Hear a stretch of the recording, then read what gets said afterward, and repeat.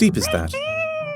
Slope, or rate of change, is a notion that most of us have some experience with. Take a look at this first slope. The slope drops 2 feet for every foot we measure horizontally. That is true for most of this ski slope. This constant decrease, in this case 2 feet for every horizontal foot, is what makes this linear.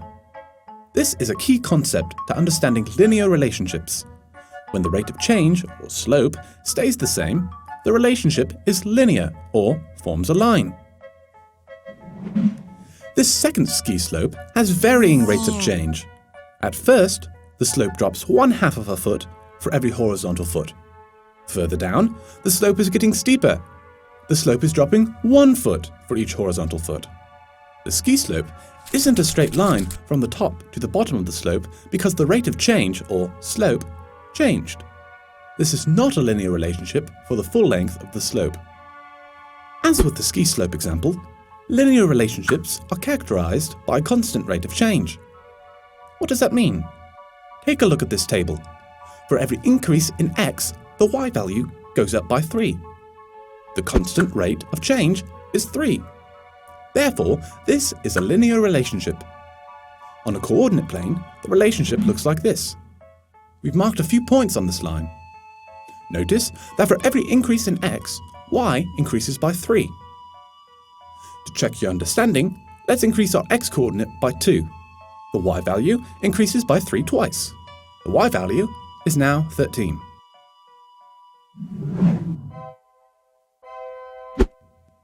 Math class has a way of making linear equations a difficult concept. But first, you want to be able to recognize equations of lines in whatever form they're given. Often, students prefer to work with lines in slope-intercept form. You may have heard it parroted as y equals mx plus b. Let's look at the table and graph from the previous example. We'll write the equation of the line in slope-intercept form. The constant rate of change in this example is 3. This is the slope. Let's circle the y-intercept. Substitute, and here's the corresponding linear equation. What's cool about slope-intercept form is that the slope and y-intercept are easily spotted. Imagine that! The slope is always the coefficient in front of x, and the y-intercept is the constant. But hey, lines show up in lots of other forms, not just slope-intercept form. We can rearrange this equation to standard form, x, y-intercept form, etc. To recognize equations of lines, look at the variables.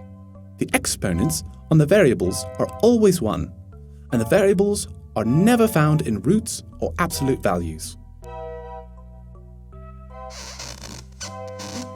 Can you recognize the equations of lines?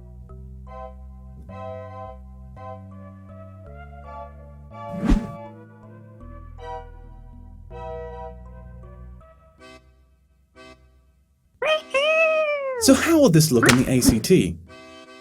Be prepared to be given a linear equation and asked to identify the slope. Often, they won't give you the equation in slope-intercept form. Check out this equation in standard form.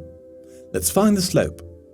The easiest way may be to transform this equation into slope-intercept form by solving for y. Now, it's easy to spot the slope. It's right in front of the x. As we saw previously, linear relationships can be represented in lots of different forms. Sometimes they are given as equations, sometimes as graphs, sometimes as tables. On the ACT, it's important to be able to navigate between forms. You'll likely be given a linear relationship in a graph or in a table and asked to find the corresponding equation. Let's look at both. First, let's find the equation of a line from the graph. Find the slope, and then find the y-intercept. To find the slope, let's use rise over run again. Here, we have to go down 4 and over 4 to get from point to point. The slope simplifies to -1. The graph crosses the y-axis at -3. We have the slope and the y-intercept, so why not use slope-intercept form? The ACT may not give you this answer as an option, so be prepared to rearrange the equation to match their answers.